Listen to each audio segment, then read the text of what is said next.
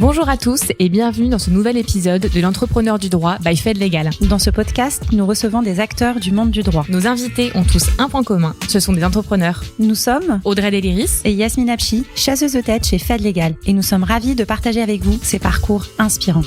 Bonne écoute. Bonjour à tous, je suis ravie de vous retrouver pour ce nouvel épisode de l'Entrepreneur du droit, l'EDD by Fed Legal. Et je suis Audrey Deliris et aujourd'hui je reçois Olivier Philippot, associé fondateur du cabinet Philippot Avocat.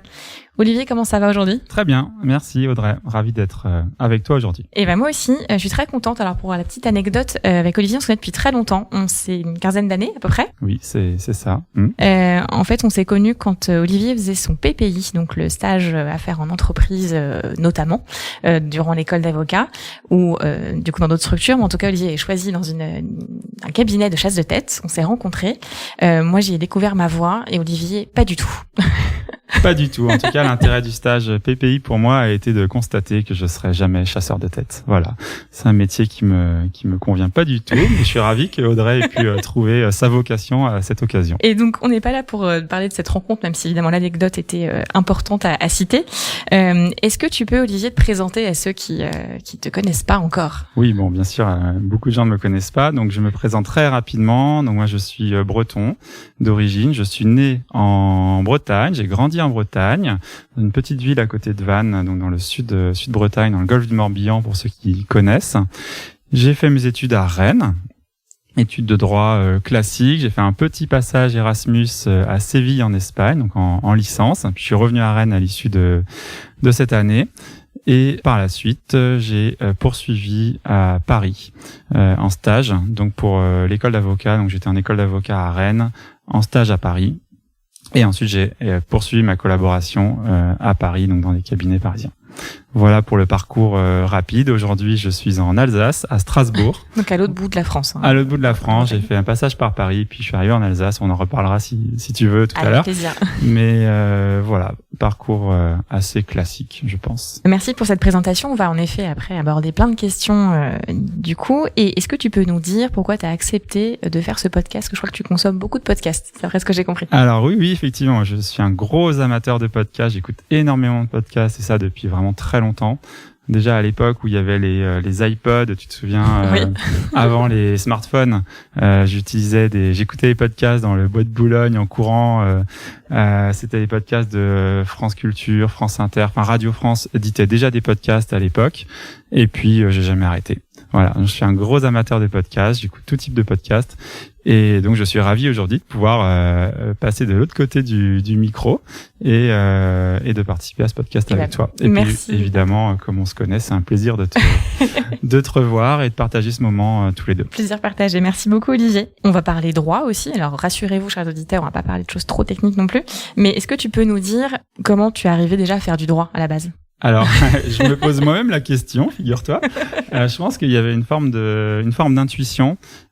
J'étais très intéressé par toutes les matières des sciences sociales en général, institutions et relations politiques, la sociologie, la microéconomie, la macroéconomie. Toutes ces matières m'intéressaient beaucoup. Par opposition aux matières scientifiques qui, pour le coup, m'ont jamais passionné, que ce soit la bio, la physique, la chimie, bon bref, toutes ces matières m'intéressaient peu. Par contre, les sciences sociales m'intéressaient très fortement dès le lycée.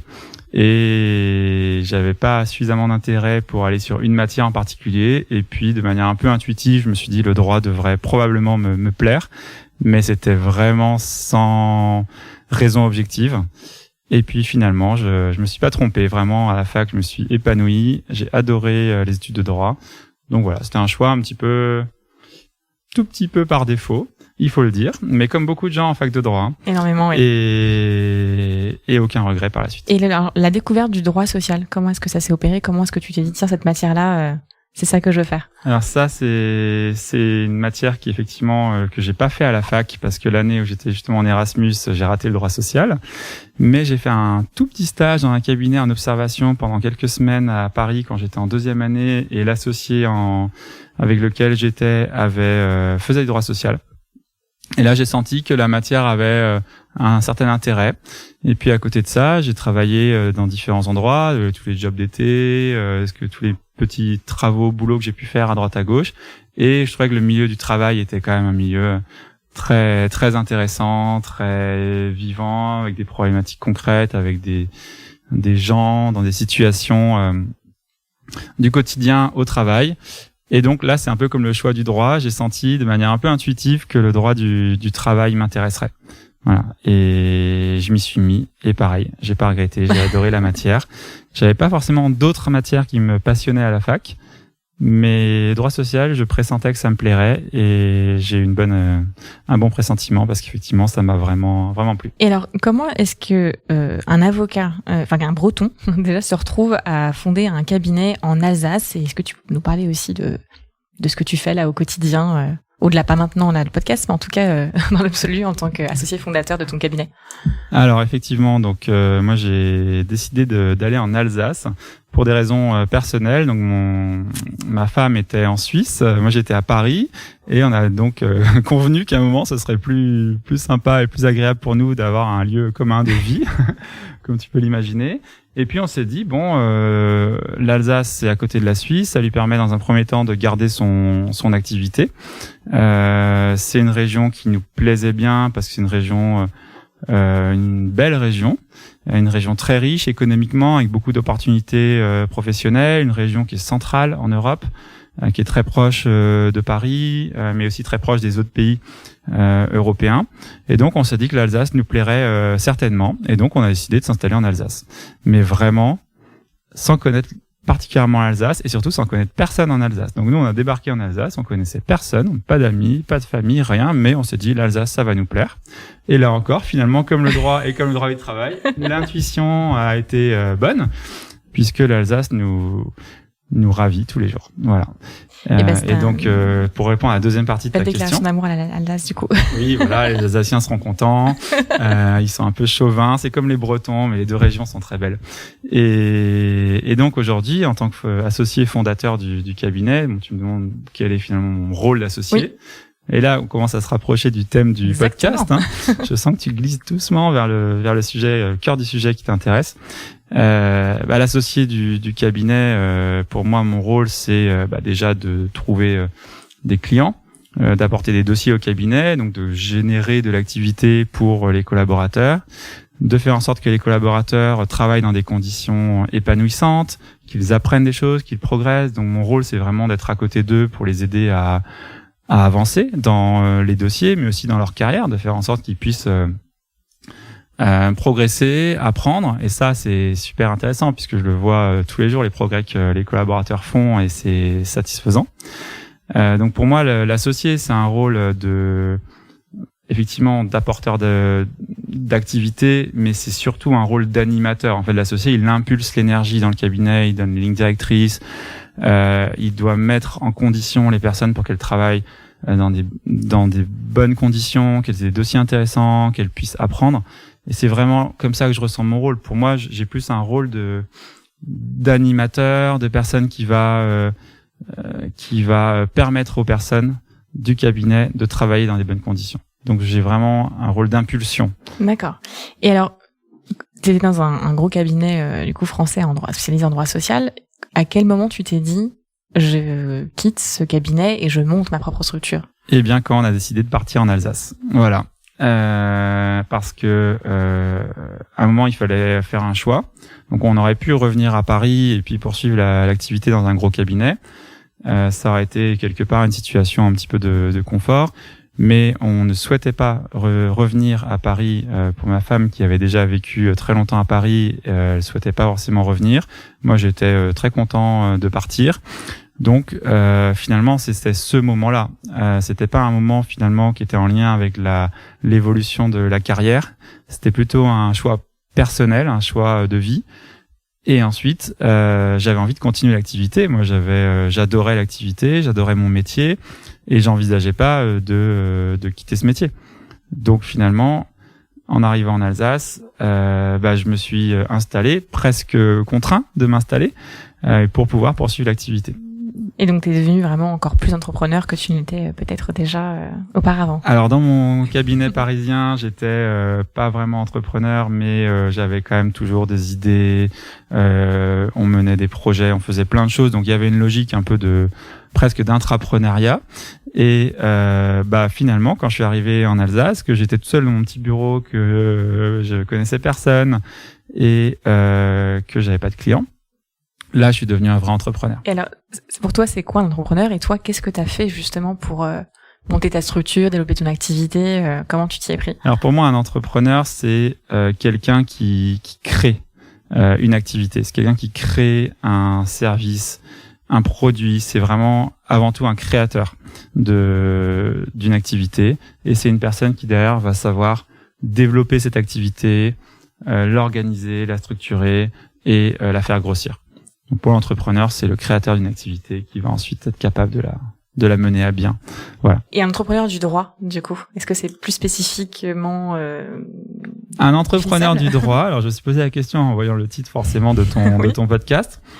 De mon point de vue, le droit, ça reste finalement un sous-jacent de l'activité. C'est l'expertise, si tu veux, c'est un peu la porte d'entrée de l'activité. Et pour moi, le droit, c'est le point de contact, le premier lien entre nous et les clients. Et finalement, entrepreneur du droit, pour moi, c'est d'abord un entrepreneur. Et finalement, le droit, c'est l'activité qui est en dessous. Mais on se rend vite compte quand on est entrepreneur du droit, comme on est quand on est avocat, que finalement, on va bien au-delà du droit. Le droit, c'est presque un prétexte pour commencer à travailler. Nos clients nous demandent beaucoup plus que juste du droit. On va sur des questions de conseil, de stratégie, d'organisation, parfois presque de la psychologie des clients. Et puis il y a tout ce qui va autour. Le marketing, la communication, le travail d'organisation du cabinet. Bref, le droit pour moi, c'est vraiment plus l'expertise, on va dire, cœur de l'activité. Mais l'entrepreneuriat, c'est bien plus large que ce qui peut être appliqué au droit à lui seul. D'accord. Pour revenir à la question que je te posais aussi juste avant, qu'est-ce que toi t'as mis en place en arrivant? Donc tu disais tout seul en Alsace, tu connaissais personne dans ton petit bureau. Là, qu'a pensé le Olivier de l'époque du coup en disant qu'est-ce que je fais du coup?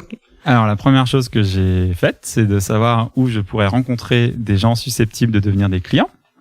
Donc j'ai commencé par aller dans les réseaux, dans les soirées, dans les événements, pour communiquer, pour me faire connaître auprès de mes potentiels clients, c'est-à-dire des dirigeants, des DAF et des DRH principalement.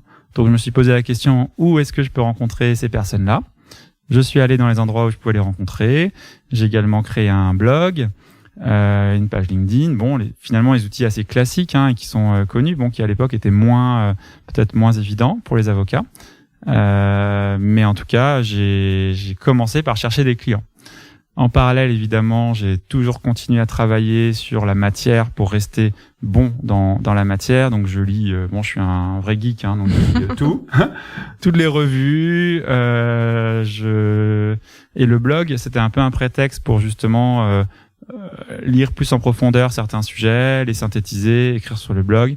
J'ai aussi proposé mes services pour animer des petits déjeuners, des conférences, des présentations, etc., etc. Et puis, chemin faisant, tu rencontres des personnes qui te font confiance. Parfois, tu donnes un premier conseil gratuit, puis un deuxième, puis au troisième conseil, ils te disent « Bon, Olivier, cette fois, on va officialiser notre relation, on va faire une convention d'honoraires, j'aimerais que vous facturiez cette mission. » Et puis, tu commences comme ça.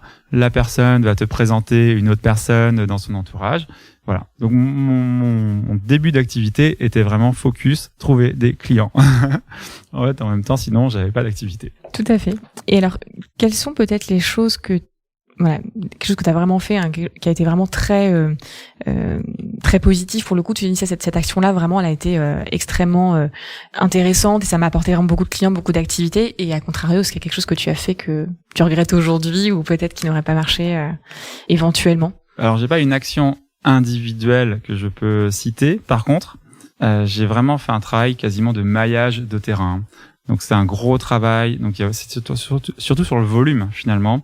Aller à beaucoup d'événements, recroiser les gens que j'avais déjà vus, les inviter à déjeuner, à prendre des cafés, leur rendre des services de manière totalement gratuite, sans attendre de retour immédiat. Et puis en fait, les gens, globalement, soit ils n'ont plus besoin de toi, et puis c'est pas grave, c'est comme ça, et c'est la vie du quotidien. Et puis un jour, quand ils ont un besoin, ils repensent à toi parce qu'ils disent il avait l'air pertinent, il était sympa, il a su se rendre disponible quand j'avais besoin de lui. On a ce besoin, j'aimerais travailler avec lui. Donc c'est vraiment un travail de maillage quasiment d'une zone d'activité, les cours, les formations, etc. Et les gens dans ton environnement te voient, te croisent à une soirée dans laquelle tu animes quelque chose, et puis ils te suivent sur LinkedIn et ils lisent tes articles de blog, et puis il y a la newsletter, etc.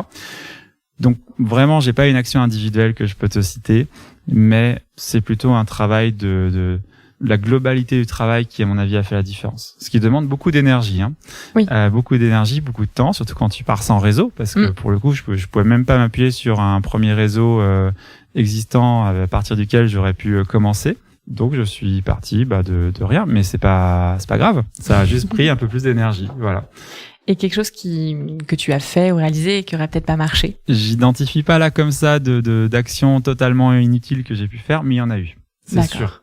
Ça m'est arrivé plein de fois d'avoir une idée géniale, de dire je vais faire ça, de le faire, de déployer beaucoup d'énergie pour le faire, et puis finalement de constater que tout le monde s'en fout et que ça n'a aucun impact et que j'ai juste perdu mon temps. Et ça, c'est sûr. Alors là, comme ça me vient pas, mais oui, il y en a eu. Oui, c'est aussi la vie d'entrepreneur, oui. Ça fait partie, forcément. En fait, on est tellement enthousiaste, on déploie tellement d'énergie que parfois on n'arrive pas forcément à bien cibler les efforts qu'il faut faire. Et il y a un certain nombre d'efforts que j'ai fait pour rien.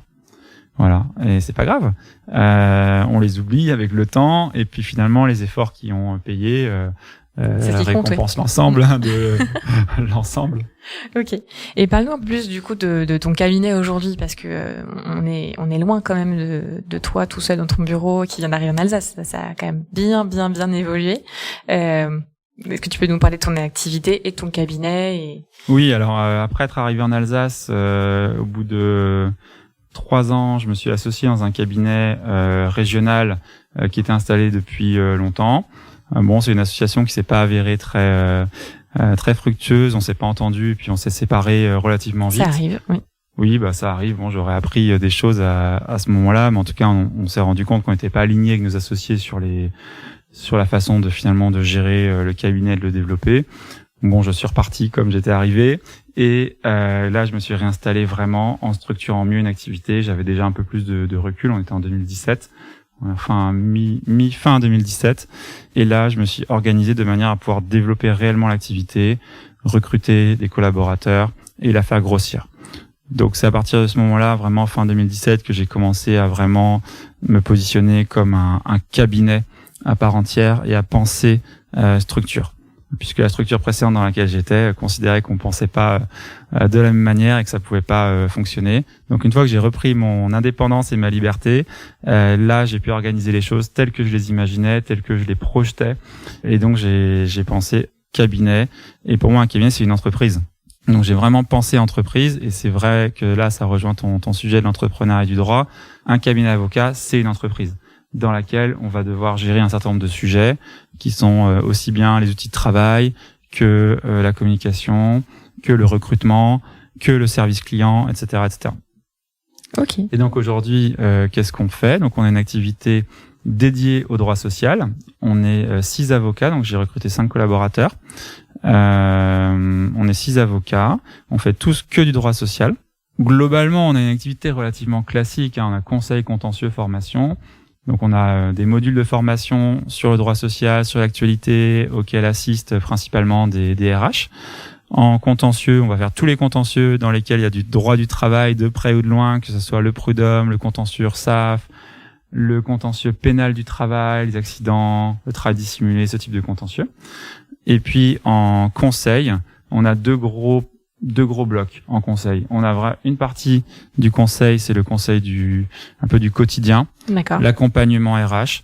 Donc là, on va vraiment répondre à nos clients sur leurs problèmes du quotidien, que ce soit les relations avec les syndicats, les relations avec l'inspection du travail, les accidents, les contrats, les licenciements, bref, toutes les questions qu'on peut avoir quand on est en RH vraiment sur du quotidien. Et donc nous, on vient en support de nos clients sur ces sujets-là. Et puis on a une activité conseil qui est plutôt orientée plus stratégie, plus structurante, où là on va accompagner un peu en mode projet nos clients sur des projets structurants qui sont généralement portés par la direction générale et dans lesquels les RH vont être en support. Donc on a notamment nos gros blocs d'activités sur ces sujets, disons un peu plus stratégiques. C'est tout ce qui est restructuration. Donc on travaille énormément sur les sujets de restructuration, donc les transferts de salariés, les filialisations, les fusions, absorptions, enfin tout ce qu'on peut avoir en termes de réorganisation, et ça inclut aussi malheureusement les ruptures conventionnelles collectives, les licenciements économiques et les restructurations aussi parfois de réduction d'effectifs. Donc ça c'est un de nos gros blocs d'activités, les audits évidemment, audits d'acquisition, audits de cession, etc., mais uniquement sur la partie sociale, et puis tout ce qui va autour. Une fois qu'on a repris une entreprise, on a repris les salariés, il faut harmoniser les règles, négocier les accords, etc. Donc ça c'est un des gros sujets sur lesquels on travaille beaucoup. Après, toujours en conseil, on a un gros bloc rémunération. Donc on travaille énormément sur les politiques de rémunération des entreprises, que ce soit les management packages, l'harmonisation des rémunérations dans l'entreprise, les leviers pour fidéliser les collaborateurs, pour les faire venir, pour les intégrer au capital. Donc là, on travaille sur tout ce qui est intéressement, participation, plan d'épargne, plan de retraite, actionnariat salarié, etc. C'est large, mais tout ça, ça va ensemble et c'est une politique globale de rémunération que la société doit mettre en place par rapport à ses objectifs. Et nous, on travaille là-dessus. On les aide à y voir clair sur tous les outils qui existent, organiser les choses de manière cohérente, de manière aussi optimisée fiscalement et socialement, et surtout de manière à atteindre l'objectif qui est soit de fidéliser, soit de faire venir les gens, soit de les rémunérer mieux, mais en tout cas par rapport à l'objectif de la société. Donc ça, c'est un des gros volets de notre activité conseil, ce qui permet aussi de servir la marque employeur, d'ailleurs, pour nos clients, et ça, ils commencent à venir sur ce sujet. Oui, et puis le troisième gros bloc le sujet fidélisation est un énorme sujet du coup, dont on parle tout le temps. Tu le connais bien, Exactement. je pense, dans ton métier. Et puis le troisième gros volet sur le conseil, disons plus stratégique, c'est la RSE. D'accord. Sur la RSE, on accompagne de plus en plus de clients sur ce sujet-là. Alors justement, on en parlait un petit peu en préambule avant qu'on appuie sur le bouton enregistrement. Justement, on a échangé avec Olivier. C'est vrai que tu me parlais de RSE. Est-ce que tu peux nous en dire un peu plus sur toi, ce que tu vois chez tes clients et quelle est ton application avec ta casquette droit social justement? Alors oui, effectivement. Donc la RSE, finalement, c'est un sujet très vaste que les clients ont du mal à cerner. Mais ce qu'on voit dans la RSE, c'est qu'une grosse partie de la RSE repose sur l'humain. Et qui gère l'humain dans l'entreprise? C'est le DRH. Et à qui le DRH s'adresse très souvent quand il a des questions qu'il ne sait pas à qui demander? À son avocat en droit social. Et donc nous, notre rôle, si tu veux, dans la RSE, c'est d'aider nos clients à comprendre quelles sont les actions qu'ils peuvent mettre en œuvre au service de leur politique RSE. Et finalement, on voit qu'il y a un certain nombre de choses qu'ils font déjà sans même identifier que ça rentre dans la politique globale de RSE, parce qu'ils n'ont pas la vision globale de qu'est-ce que la RSE, ils connaissent pas la norme ISO, ils n'ont pas les ODD en tête, qui sont les normes définies par l'ONU. Ils n'ont pas tout ça en tête, donc finalement, ils sont un peu perdus.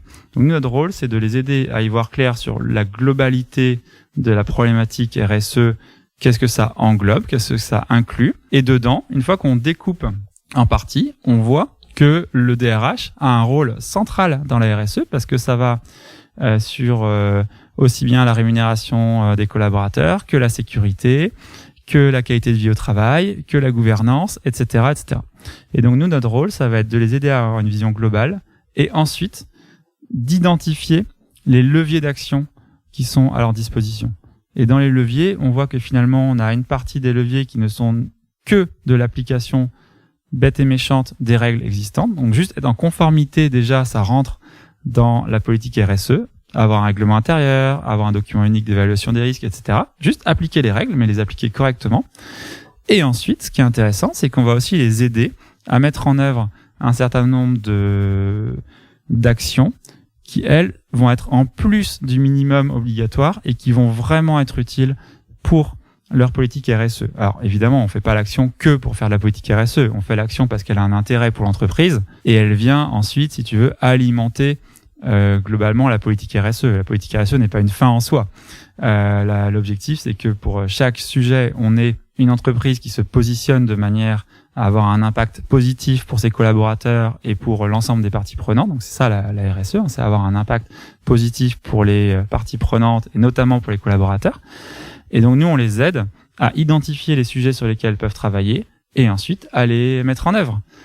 Tu prends par exemple la mise en place d'un accord sur le travail des salariés handicapés.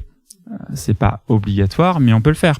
L'intéressement, c'est pas obligatoire, mais on peut le faire. Et dans l'intéressement, on peut mettre des critères qui sont des critères environnementaux, des critères de conditions de qualité de vie au travail. On peut mettre tout un tas de critères. À partir du moment où on arrive à les objectiver, on peut les mettre dedans. Et ça permet de travailler sur notre politique RSE. Et donc, il y a tout un tas d'outils en droit du travail qu'on peut déployer, qui vont avoir un vrai impact social pour l'entreprise. Et les DRH n'ont pas toujours cette vision de ce qu'ils peuvent faire et comment le faire. Donc nous, notre rôle, finalement, c'est ça. Ça va être de les aider à y voir plus clair en globalité, d'identifier les sujets sur lesquels ils ont un pouvoir d'action et de les aider à le faire. Et donc, on va jusqu'au bout, hein, on rédige les accords et on leur tient la main jusqu'au bout pour les aider à mener à bien leur projet. Merci pour cet élément, du coup, notamment sur la partie RSE, c'est vraiment très intéressant. Et est-ce qu'il y a d'autres sujets, d'autres enjeux, en fait, actuellement, dans cette matière, droit du travail, droit social, justement, dont on parle pas ou qui sont peut-être un peu moins connus? Pour moi, le droit social, l'enjeu central du droit social, c'est d'interagir avec l'environnement social et l'environnement économique. C'est vraiment l'enjeu pour moi principal de la matière. C'est pas une matière qui peut se traiter de manière indépendante, sans tenir compte de l'environnement de l'entreprise et même au-delà de l'entreprise. Donc pour moi, le vrai enjeu du droit social, c'est d'être une matière qui est vraiment au cœur de l'entreprise, au cœur même de la cité, si on reprend un peu les expressions qu'on apprend à la fac de droit. Mais en tout cas, c'est d'être une matière qui interagit avec les autres matières. Et ça, souvent, on voit que c'est difficile. Très souvent, les directions financières ont du mal à comprendre le droit social, les DRH et les DAF ont du mal à se parler, les directions générales identifient pas toujours le vrai intérêt du droit social, et le droit social est parfois, trop souvent, traité de manière un peu indépendante, comme une matière presque dans sa bulle. Pour moi, l'enjeu, c'est de la faire sortir de la bulle et de la faire interagir avec la finance, le social, l'économie, le business, la production, tout. Voilà. Et est-ce que c'est ça qui te plaît justement C'est ça qui me plaît, évidemment. C'est ça qui me plaît. Le droit social, c'est une matière hyper stratégique. Les entreprises commencent à le comprendre depuis quand même quelques dizaines d'années, maintenant, 15-20 ans. Mais elles ont mis beaucoup de temps à comprendre que le droit social est une matière stratégique. Et pour moi, l'intérêt du droit social, c'est pas de répondre à des questions en droit social. Pour moi, l'intérêt du droit social, c'est d'aider les dirigeants, les DRH, à appliquer correctement le droit social, mais pas que correctement, à appliquer de manière efficace pour que le droit social serve les objectifs qui sont poursuivis, que ce soit les objectifs business, que ce soit les objectifs sociaux, que ce soit les objectifs économiques, peu importe. Mais pour moi, tout l'intérêt, c'est ça. Et c'est pour ça que quand on a des clients, quand on rencontre des clients, on leur pose énormément de questions parce qu'on a besoin de comprendre leur environnement économique, leur positionnement par rapport au marché, leurs produits, leur niveau de maturité. On raisonnera pas pareil avec une entreprise qui a 70 ans d'antériorité par rapport à une start-up qui est en pleine croissance, qui fait des levées de fonds tous les 6 mois. Donc tout ça, c'est hyper intéressant. Et le droit social, on l'appliquera de manière totalement différente. On prendra pas les mêmes risques, on prendra pas les mêmes options, on mettra pas les mêmes priorités sur la matière par rapport à l'environnement global de l'entreprise. Et ça impacte aussi ce qu'on disait tout à l'heure, la marque employeur, le recrutement, ça impacte plein de choses, le droit social. Donc un droit social, pour moi, bien géré, c'est un droit social qui tient compte de tout l'environnement de l'entreprise.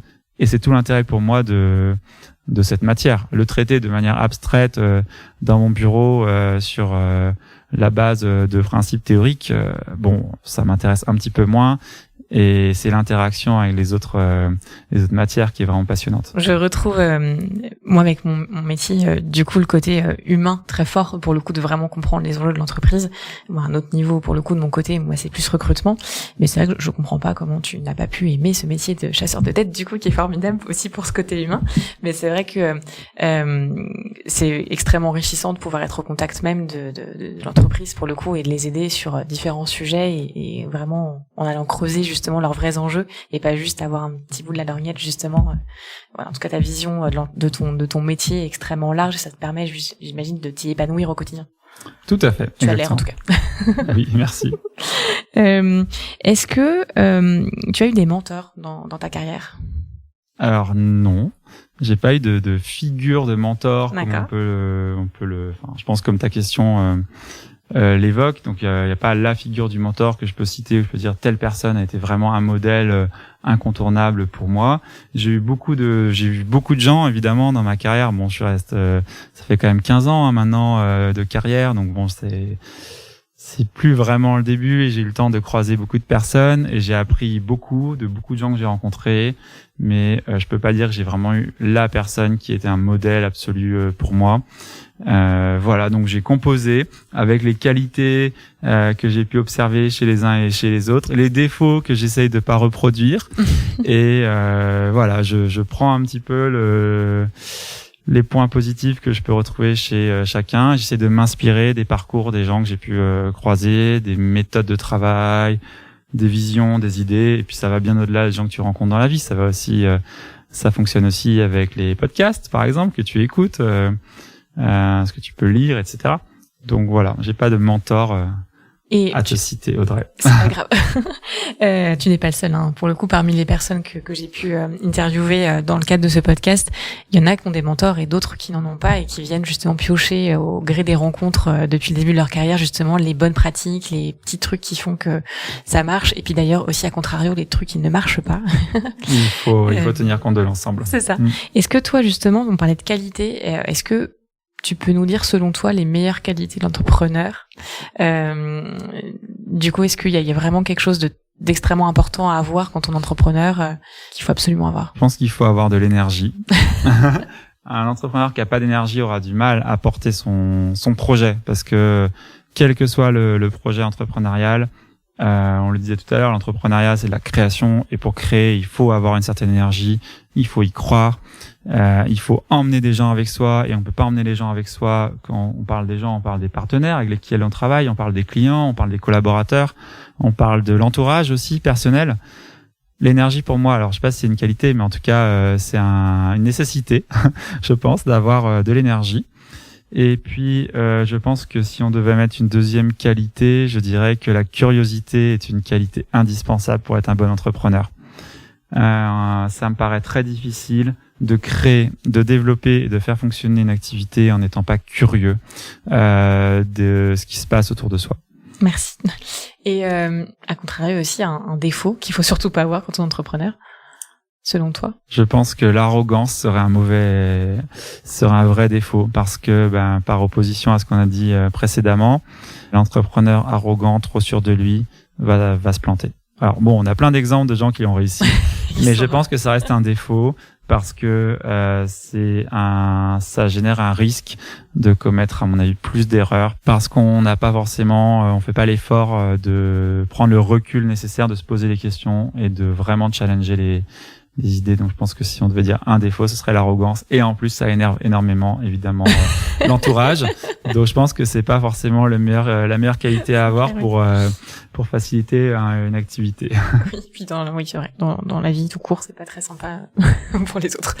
Ouais. Et c'est vrai que tu parlais aussi d'échecs forcément qui arrivent dans une vie d'entrepreneur. Donc c'est vrai que si on est arrogant, on a peut-être moins de capacité de remise en question et moins de capacité à avancer justement et à en tirer des leçons peut-être. Probablement. Bon voilà, je suis pas là pour donner des leçons sur ce genre de choses, mais en tout cas si tu me demandes un défaut, c'est le premier qui me vient à l'esprit. Eh ben je te remercie. Alors on parlait d'être inspiré par différentes personnes que tu rencontres au quotidien depuis de nombreuses années. Est-ce que tu as d'autres sources d'inspiration, même qui sont pas forcément pro, des choses que tu aimes et qui t'inspirent au quotidien? Alors En fait, j'ai une multitude de sources d'inspiration. Déjà, la première source que je peux avoir, c'est toutes les rencontres en général. Mais vraiment les rencontres aussi bien de dirigeants, de chefs d'entreprise que je peux rencontrer que n'importe qui. Tous les échanges qu'on peut avoir, vraiment, ça nourrit ma réflexion permanente sur le métier, sur les besoins des clients, sur mon environnement. Ça m'inspire beaucoup et c'est une vraie source d'inspiration. Les échanges, tout simplement. Aussi bien quand tu vas chez le commerçant du coin et que tu parles à la vendeuse et qu'elle te dit « Ah, mais j'ai froid parce que j'ai un courant d'air », où tu comprends les conditions de travail des gens, tu visualises des choses que les gens que je rencontre à diverses occasions, aussi bien dans la vie privée que dans la vie professionnelle. C'est une vraie source d'inspiration. Ça permet de se poser tout un tas de questions et de se rendre compte aussi de plein de choses. Et puis après, une source d'inspiration importante pour moi, ce sont les podcasts. On l'a dit tout à l'heure. J'écoute énormément de podcasts depuis toujours. Est-ce que tu écoutes Entrepreneur du droit, Olivier? J'écoute Entrepreneur du droit, évidemment, qui est dans ma bibliothèque de podcasts, naturellement. Bonne réponse. Et pour le coup, j'écoute des podcasts assez différents. Alors, je suis un gros passionné des podcasts de philo depuis très longtemps, avec Raphaël Enthoven qui est parti, puis ensuite c'était Adèle Van Rett qui avait pris la relève sur France Culture. Je pense que je les ai tous écoutés et maintenant je les réécoute, je les ai enregistrés, donc c'est les chemins de la philosophie. Très très intéressant, ça permet de prendre beaucoup de recul. J'écoute aussi beaucoup de podcasts d'entrepreneuriat. Ça me permet d'entendre les parcours de différents entrepreneurs, donc podcasts d'entrepreneuriat, des podcasts d'économie, des podcasts de marketing. Bon, voilà, ça c'est une source importante pour moi d'inspiration. Et puis ça me permet, le podcast est très pratique, tu peux l'écouter dans la salle de bain, en faisant du sport, en faisant de la compta, toute activité qui est pas trop, qui demande pas trop de concentration vraiment pour écrire ou pour rédiger, est favorable à mettre un podcast et en voiture évidemment, voilà. Donc c'est très pratique, tu peux l'arrêter, le reprendre, t'as pas besoin de te construire sur un écran. Et en plus aujourd'hui, ce qui est extraordinaire, c'est que t'as une source illimitée de podcasts, c'est incroyable. Aujourd'hui, la production de podcasts qu'on a en podcast, ne serait-ce que francophone, et puis ils sont très facilement accessibles avec toutes les plateformes aujourd'hui qui les proposent. Donc tu tapes 3 mots-clés et tu tombes sur toute une liste de podcasts, t'as plus qu'à choisir, tu commences à écouter, puis finalement tu te dis bon, voilà, ça m'intéresse pas. Et puis souvent, finalement, les podcasts qui vont m'intéresser, je vais souvent m'attacher à la personne qui anime le podcast, la façon dont elle pose les questions, comment elle amène les invités à parler. Et après, le sujet, finalement, m'importera peu. Très souvent, je vais suivre des séries de podcasts comme ça, peu importe le sujet, parce que le montage du podcast, la manière d'amener les questions m'intéresse. Puis une fois que j'ai épuisé le sujet, je passe à un autre podcast. Voilà. C'est vrai que la partie voix est extrêmement importante. Pour le coup, je trouve que parfois même ça détend. Du coup, d'écouter un podcast, il y a certaines voix comme ça qui sont... Et inversement. Parfois, il y en a qui sont un petit peu crispantes. Et c'est vrai que ça m'est déjà arrivé. J'espère que ce sera pas le cas sur ce podcast. Mais ça m'est déjà arrivé d'arrêter des podcasts parce que le ton de voix de l'invité était fatigant. Voilà. C'est un peu...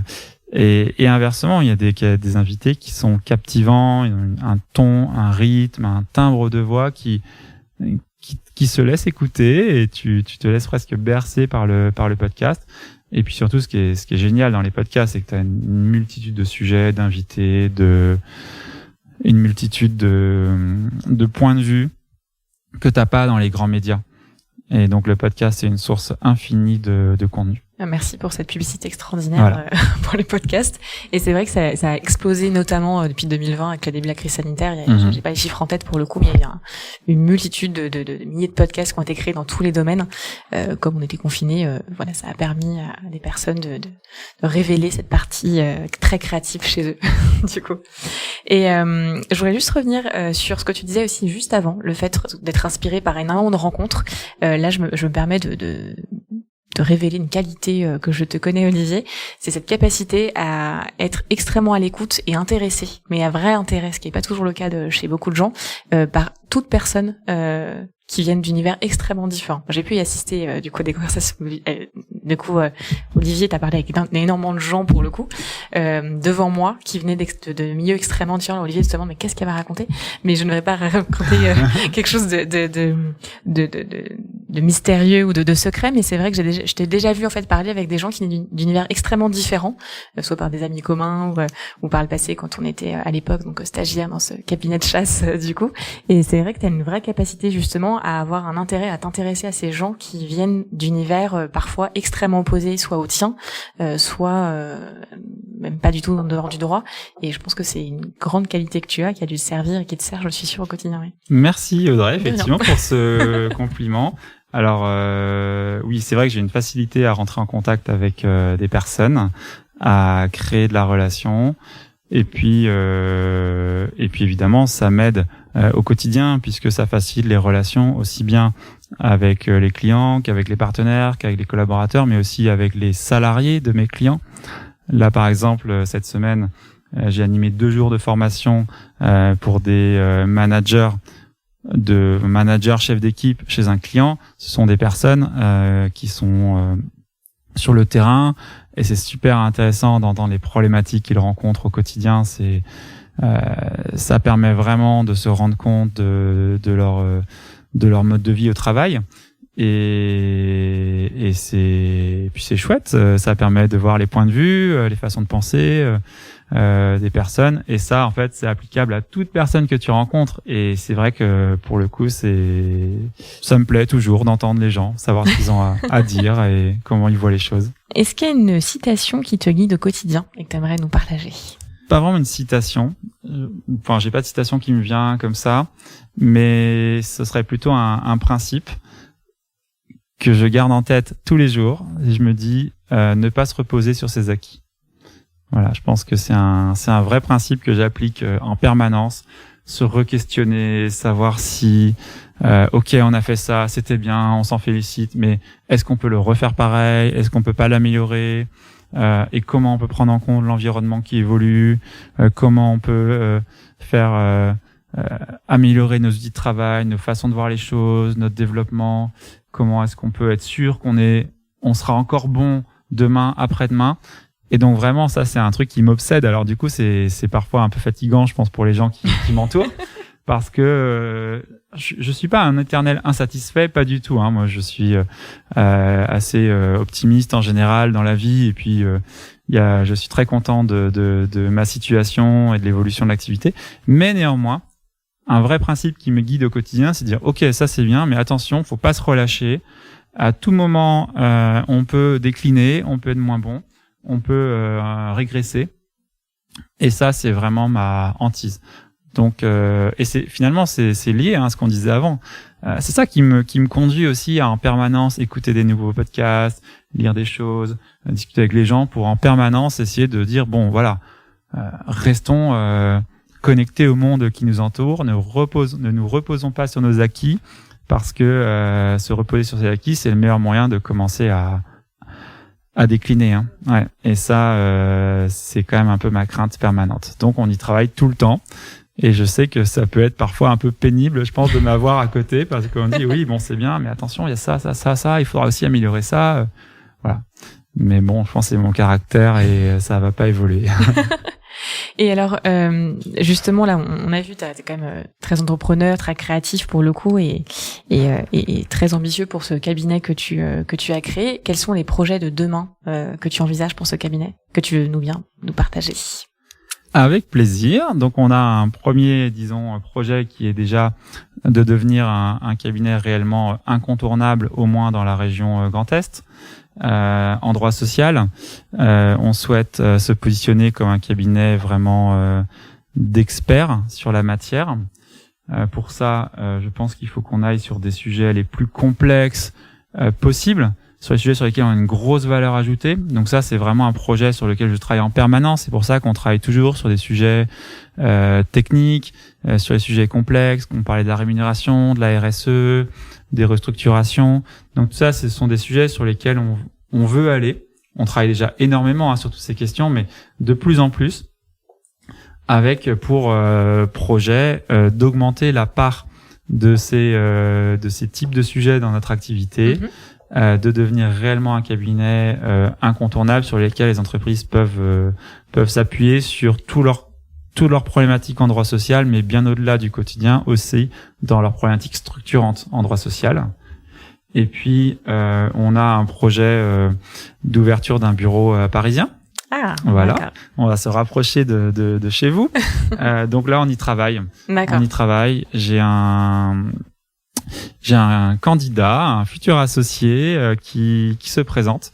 Et a priori, on est bien parti pour, espérons-le, ouvrir un bureau parisien en fin d'année. Eh ben, je te le souhaite du coup. On va suivre l'actualité de Philippe Avocat. On l'espère. Voilà. Nos clients le réclament, notamment les clients qui ont des sièges sociaux à l'étranger ou qui ont un siège social à Paris. Parfois, le siège ne comprend pas pourquoi le cabinet n'a pas un bureau parisien. Donc les RH nous défendent, hein, ils nous disent mais si, on peut très bien travailler avec un cabinet strasbourgeois, mais parfois les sièges, notamment étrangers, ont du mal à l'entendre. Ça les rassure que le cabinet soit installé à Paris. Voilà. Donc on va de toute façon ouvrir le bureau parisien. On va créer une équipe à Paris. On est en train d'y travailler et ce sera fait dans peu de temps. Voilà. Donc on avance. Eh ben, on te souhaite le meilleur succès dans ce projet-là. Et là, on a évidemment parlé beaucoup de droit. Du fait que tu sois avocat, c'est quand même l'objectif de cet échange aussi. Est-ce que tu peux peut-être me dire si tu avais un autre métier quand tu étais enfant? Parce que tu as choisi un peu le droit par hasard, mais quand tu étais enfant, tu rêvais de faire quoi? Alors, c'est...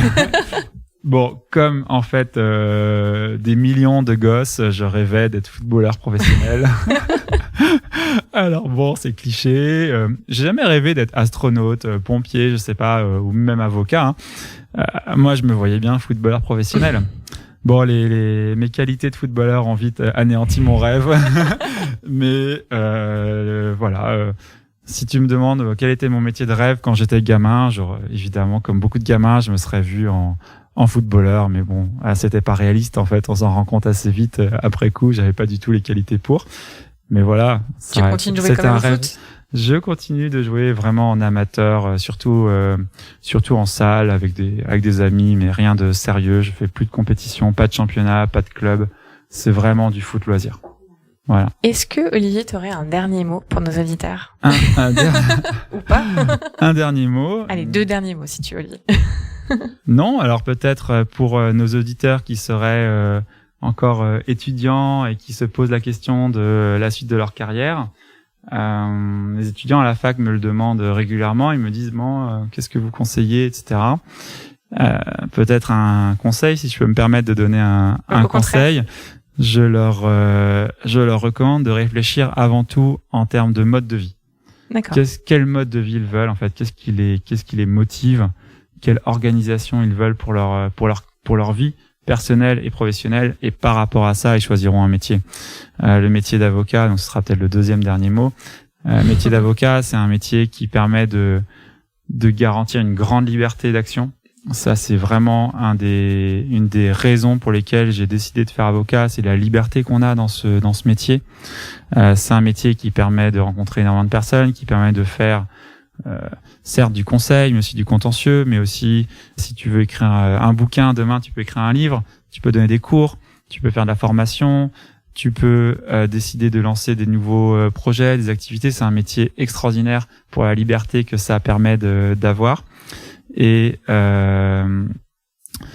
donc finalement, pour conclure, le métier d'avocat tel qu'on l'exerce aujourd'hui, et si on le voit comme un métier d'entrepreneur du droit, eh bien pour moi l'avocat entrepreneur du droit, c'est vraiment un métier épanouissant parce que tu as la capacité et la liberté de choisir ce que tu veux faire, avec qui tu veux travailler, comment tu veux travailler, sur quel sujet tu veux travailler, et donc de mener ta carrière avec une certaine indépendance que tu n'aurais pas forcément dans d'autres milieux. Et voilà, Audrey, pour un dernier mot, je sais pas si c'était... C'est parfait, c'est une parfaite conclusion. Une bonne conclusion. Merci beaucoup. Alors, toi qui es très consommateur de podcasts, là, ça y est, c'est, je crois, la première fois que tu passais de l'autre côté? Ou une des premières fois? Alors oui, effectivement. Oui. Ça s'est bien passé? Oui, ça je pense. Bon. Je vois que tu as gardé le sourire jusqu'à la fin, donc tant que je te vois pas te décomposer, c'est que je me dis que ça doit pas trop mal se passer. Ça s'est très bien passé. Merci en tout cas d'avoir accepté mon invitation, puis d'avoir partagé ton parcours, ta vision d'entrepreneuriat du droit, et puis nous avoir expliqué tout ton quotidien, et ce qui t'anime et ce qui t'inspire. Donc tu as a priori passé un bon moment, moi aussi. Donc j'espère que vous aussi, chers auditeurs, vous aurez passé un bon moment. Merci à tous de nous avoir écoutés et à très vite donc pour un nouvel épisode de l'entrepreneur du droit by Fed Legal. Merci de nous avoir écoutés. Nous espérons que ce nouvel épisode vous a plu. N'hésitez pas à vous abonner et à nous mettre une bonne note. À très bientôt pour un prochain épisode de l'entrepreneur du droit by Fed Legal.